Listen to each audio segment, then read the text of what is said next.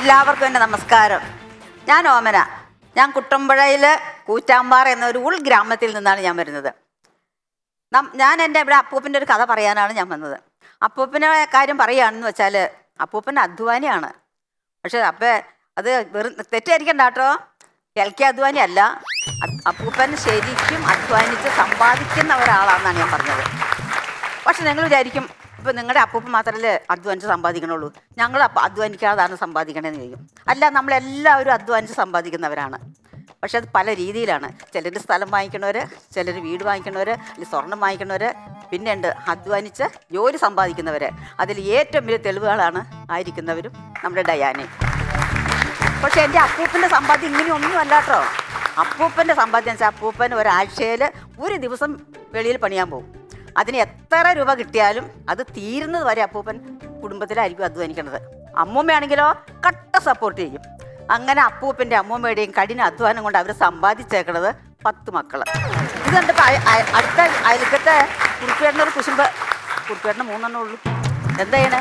ഇപ്പോൾ കുറുപ്പേട്ടൻ പറഞ്ഞ അപ്പൂപ്പനോട് ചോദിക്കണം, എൻ്റെ ചങ്ങാതി എന്തിനങ്ങ് സമ്പാദിച്ച് കൂട്ടണോ? ഇവറ്റകൾക്ക് തീറ്റ ഉണ്ടാക്കി കൊടുക്കണ്ടായോ?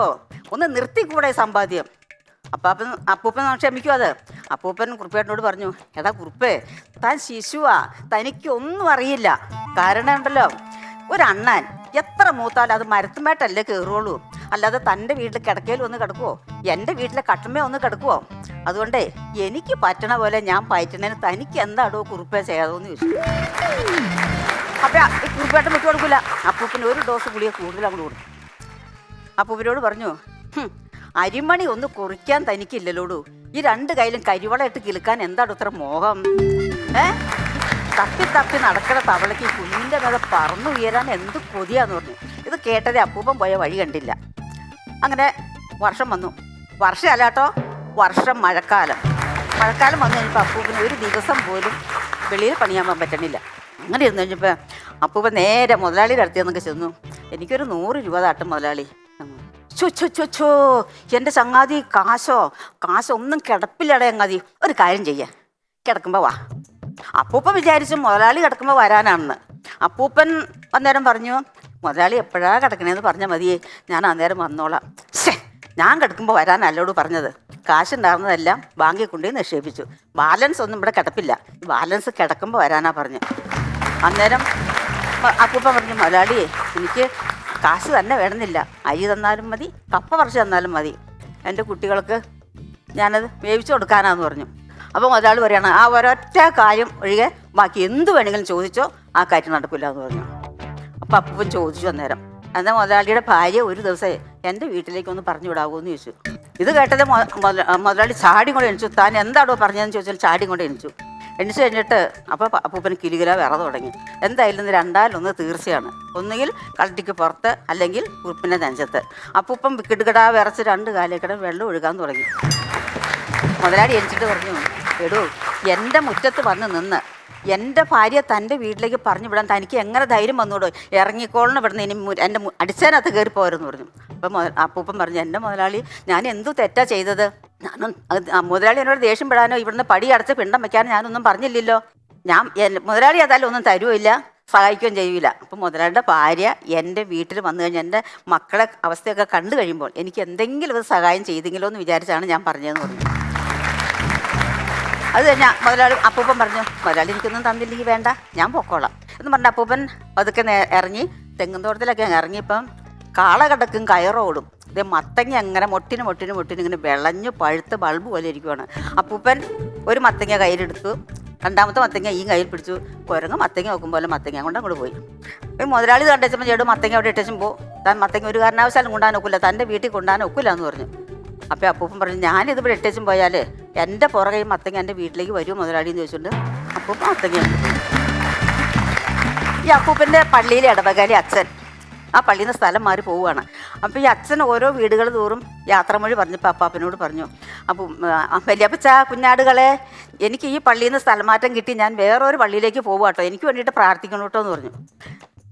എൻ്റെ പരിശുദ്ധ മാതാവേ യേശു തമ്പുരാനെ സകല അച്ഛന്മാരെ ശുദ്ധീകരിക്കണേട്ടോ എന്ന് പ്രാർത്ഥിക്കാൻ പറഞ്ഞിട്ട് അപ്പൂപ്പൻ വൈകുന്നേരം വന്നപ്പോൾ പറഞ്ഞു നമുക്ക് എല്ലാവർക്കും ആദ്യം പ്രാർത്ഥിക്കുമ്പോൾ അച്ഛന് വേണ്ടിയിട്ട് പ്രാർത്ഥിക്കാനിരുന്നു. അപ്പൂപ്പൻ പ്രാർത്ഥന തുടങ്ങി, എൻ്റെ പരിശുദ്ധ മാതാവേ എൻ്റെ യേശു തമ്പുരാനെ സകല അച്ഛന്മാരെയും ചുട്ടുകരിക്കണേന്ന് പറയാണ്. അപ്പോൾ അമ്മ പറഞ്ഞു, എൻ്റെ പൊന്നു മനുഷ്യനെ നിങ്ങൾ എന്തോന്ന് ഈ പറയണത്, ചുട്ടുകരിക്കാനല്ല അച്ഛൻ പറഞ്ഞത്, ശുദ്ധീകരിക്കാനാണ് പറഞ്ഞതെന്ന് പറഞ്ഞു. ഈ അപ്പൂപ്പൻ ഒരു ദിവസം മുതലാളിയും കൂടി നായാട്ടിന് പോവുകയാണ്. സാധാരണ തീറ്റ മരത്തിൻ്റെ ചുവട്ടിൽ ഒരു 4 മണിയാകുമ്പോഴത്തേക്കും കേഴ ഇങ്ങനെയുള്ള മൃഗങ്ങളൊക്കെ വരും. അപ്പം അവർ മുതലാളിയും അപ്പൂപ്പനും കൂടെ ചെന്നിരുന്നു. കുറച്ച് കഴിഞ്ഞപ്പോൾ അതിൽ അപ്പൂപ്പനെ കൊതുക് കടിക്കാൻ തുടങ്ങി. അപ്പൂപ്പൻ ഈ തല്ലൽ തുടങ്ങി. ഈ ഒച്ച കേട്ട് കഴിയുമ്പോൾ മൃഗങ്ങൾ പിന്നെ അങ്ങനെ നിൽക്കും. ഒരു കാലും ഒരു കാലും ഇങ്ങനെ പൊക്കി പിടിച്ചുകൊണ്ട് നിൽക്കും. മുതലാളി കണ്ടു കിടന്ന് മടുത്ത് കഴിഞ്ഞ് മൃഗങ്ങൾ അടുത്തടുത്ത് വന്നു തുടങ്ങി. അപ്പോൾ മുതലാളി പറഞ്ഞു, മിണ്ടരുത്, ശബ്ദം ഉണ്ടാക്കരുതെന്നുള്ള അർത്ഥത്തിൽ ഇങ്ങനെ അപ്പൂപ്പൻ്റെ നേരെയൊക്കെ മുതലാളി കൈ അടിച്ചപ്പോൾ അപ്പൂപ്പൻ ചോദിക്കുകയാണ്, എന്താ മുതലാളി ടാറ്റ കാണിക്കണേന്ന്. ഇത് കേട്ടത് മൃഗങ്ങളെല്ലാം 4 വശത്തേക്ക് ചിഹ്നം ചിതറി ഓടി. ഒരു കേഴമാൻ മുതലാളിയുടെ അപ്പൂപ്പൻ്റെ തലയ്ക്ക് മേതെ എടുത്ത് ചാടിയിട്ട് മുതലാളിയുടെ കയ്യിൽ ഇരുന്ന തോക്ക് തട്ടി തെറിപ്പിച്ച് ദൂരെ പോയി കിടന്ന് വെടിപൊട്ടി. ഇത് ഓടാൻ പറ്റില്ലാതെ ഒരു പൂർണ്ണ ഗർഭിണിയായ പേടമാൻ മരത്തിൻ്റെ വീട്ടിൽ തന്നെ നിന്നു. ഈ വെടിപൊട്ടിയ ശബ്ദം കേട്ടിട്ട് അവിടെ തന്നെ പ്രസവിച്ചു എന്നാണ് ഞങ്ങളുടെ അപ്പൂപ്പനും അമ്മൂമ്മയൊക്കെ ഞങ്ങളോട് പറഞ്ഞത്. അപ്പൂപ്പൻ ഈ കേഴക്കുഞ്ഞിനെ എടുത്തുകൊണ്ട് വളർത്തി വലുതാക്കി. അത് വലുതായി കഴിഞ്ഞപ്പോൾ അതിൻ്റെ പുറത്താണ് സവാരിഗിരി ചെയ്യുന്നത്. പക്ഷേ നമ്മൾ ആനപ്പുറത്ത് സവാരിഗിരി ചെയ്യുന്ന കേട്ടിട്ടുണ്ട്, കുതിരപ്പുറത്ത് കയറിയെന്ന് കേട്ടിട്ടുണ്ട്, കഴുതയുടെ പുറത്ത് കയറിയെന്നും കേട്ടിട്ടുണ്ട്. എന്നിരുന്നാൽ ഈ കേഴമാൻ്റെ പുറത്ത് കയറിയെന്ന് നമ്മൾ കേട്ടിട്ടില്ലല്ലോ. അത് ആദ്യമായിട്ട് എൻ്റെ അപ്പൂപ്പനാണ് സവാരിഗിരി ചെയ്തത്. എൻ്റെ അപ്പൂപ്പൻ ഒരു ദിവസം ചന്തയ്ക്കൊക്കെ പോയി ഈ കണക്കണ ചെറുതാൻ 2-3 സാധനങ്ങളൊക്കെ വാങ്ങിച്ചുകൊണ്ട് വരണ വഴി ഒരു നാട്ടുകൂട്ടം മൂപ്പൻ കൂടിക്കൊണ്ടിരിക്കുവാണ്. അവിടെ നിന്ന് കഴിഞ്ഞപ്പോൾ എന്താണെന്ന് അറിയാനായിട്ട് അപ്പൂപ്പനും കയറി ചെന്നു സഭയിലേക്ക്. ചെന്ന് കഴിഞ്ഞപ്പോൾ ഈ നാട്ടുകൂട്ടം മൂപ്പൻ്റെ മകള് കുന്തി ഗർഭിണിയാണ്. പക്ഷെ അവളെ കൊന്നാലും പറയില്ല ആളാരാന്ന്. അങ്ങനെ പറഞ്ഞുകൊണ്ടിരിക്കുന്ന സമയത്ത് അപ്പൂപ്പൻ കയറി ചെന്നേച്ചും പറഞ്ഞു, ഇവൾ ആരാളാന്ന് ആൾ പറയില്ലെങ്കിൽ ഞാൻ പറയാം ആളാരാന്ന്. അങ്ങനെ പറഞ്ഞപ്പോൾ എല്ലാവരുടെയും ശ്രദ്ധ എൻ്റെ അപ്പൂപ്പൻ്റെ നേരെ തിരിഞ്ഞു. ഇയാൾ തന്നെ എൻ്റെ ആൾ, സത്യം പറഞ്ഞോളണം, അല്ലാതെ അയാൾ നിങ്ങളെ വെറുതെ വിടില്ല എന്ന് പറഞ്ഞു. അപ്പോൾ അപ്പൂപ്പൻ പറഞ്ഞു, ഈ 100 കോല് പൊക്കം കാണുന്ന തെങ്ങിൻ്റെ മുകളിൽ കിടക്കണ തേങ്ങാൻ്റെ ഉള്ളിൽ എങ്ങനെ ഉണ്ടായി വെള്ളമെന്ന് ചോദിച്ചു. അപ്പോൾ നാട്ടുമൂപ്പൻ പറഞ്ഞു, അത് തന്നെ ഉണ്ടായതാന്ന് പറഞ്ഞു. എന്നാൽ നമ്മുടെ കുന്തിപ്പെണ്ണിനും തന്നെ ഉണ്ടായതാന്ന് പറഞ്ഞു. അപ്പം ഈ നാട്ടുകൂട്ടം മൂപ്പന് അതിശയം തോന്നുവാണ്. എന്താ അപ്പം എൻ്റെ മോൾക്കുള്ളത് ദിവ്യഗർഭമാണോ അത്? എല്ലാവരോടും പറഞ്ഞു, പെട്ടെന്ന് പോയൊരു അമ്പലം പണിയണം, എൻ്റെ മോളെ അമ്പലം പണിത് അവിടെ ഇരുത്തണം. അപ്പം അപ്പൂപ്പൻ പറഞ്ഞു, അതാണ് നല്ലത്, എത്രയും വേഗം അമ്പലം പണിത് കുന്തിദേവി അവിടെ ഇരുത്തി നിങ്ങൾ പ്രാർത്ഥിക്കാൻ പറഞ്ഞിട്ട് അപ്പൂപ്പൻ മെല്ലെ അങ്ങ് നടന്നടി വീണ്ടും ഈ മുതലാളിയുടെ തെങ്ങും തോട്ടത്തിലേക്കാണ് ഇറങ്ങിയേക്കണത്. എന്തായാലും തെങ്ങും തോട്ടത്തിൽ പോയി ഒരു തേങ്ങ കിട്ടുവാണെങ്കിൽ അരച്ചൊരു ചമ്മന്തി അരച്ച് തൊട്ട് കാക്കാലെന്ന് ഓർത്താണ് അപ്പൂപ്പൻ അവിടെ ഇറങ്ങിയത്. പക്ഷേ ഒരു തേങ്ങ പോയിട്ട് ഒരു മച്ചിങ്ങ പോലും തെങ്ങിൻ്റെ വീട്ടിൽ ചാടിയില്ല. അപ്പൂപ്പൻ്റെ കയ്യിൽ ഉണ്ടായിരുന്ന പൊതികളെല്ലാം അവിടെ വെച്ചിട്ട് അപ്പൂപ്പൻ നേരെ തെങ്ങിൻ്റെ മുകളിൽ കയറി ഒരു തേങ്ങ പറിച്ചെടുക്കാമെന്ന് വെച്ച്. അപ്പൂപ്പൻ്റെ കഷ്ടകാലത്തിന് മുതലാളി തോട്ടം നോക്കാനായിട്ട് വന്നു. മുതലാളി കയറി വന്നപ്പോൾ ഈ പൊതികളിരിക്കുക.